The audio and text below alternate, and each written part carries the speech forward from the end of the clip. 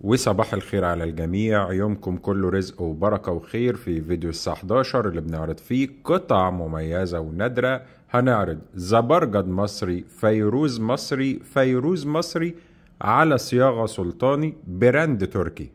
يعني ايه يا بوبوش براند تركي وبتقول فيروز مصري وزبرجد مصري؟ ايوه صديقي، عشان انا بتعامل مع شركة تركية تبعت لك القطعة القمر دي من الفضة عيار 925 وبركب عليها احجار الزبرجد الطبيعي بتقطيعة كبشو.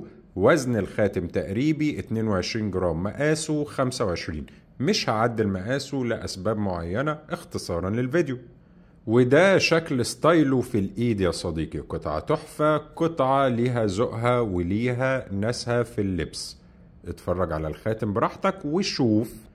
القطعة الفيروز السيناوي الطبيعي دي عالية شوية كبشو، والترصيع برضو فيروز تحفة على نفس الصياغة بنفس المواصفات.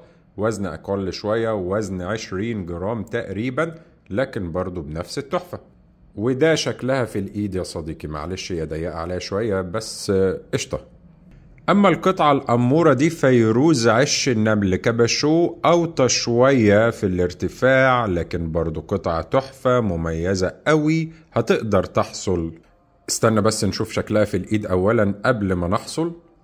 هتقدر تحصل على أي قطعة من أي واحدة من المميزين دول بعد ما تتواصل معايا. هتلاقي الرقم في البيو مكتوب، واتساب أو انستجرام. حتى أصدقائي اللي على التيك توك اللي بيقولوا مش بترد ليه، ما بردش عشان السعر بيتمنع، لكن لو بصيت فوقك في البيو هتلاقي أرقامي وطريقة التواصل معايا، وهكون في خدمتك طالما ما بتضيعش وقتي، طالما ما بتفصلش، طالما ما بتقوليش شيل دي على دي أو تستهزئ بيا. أشوفك على خير.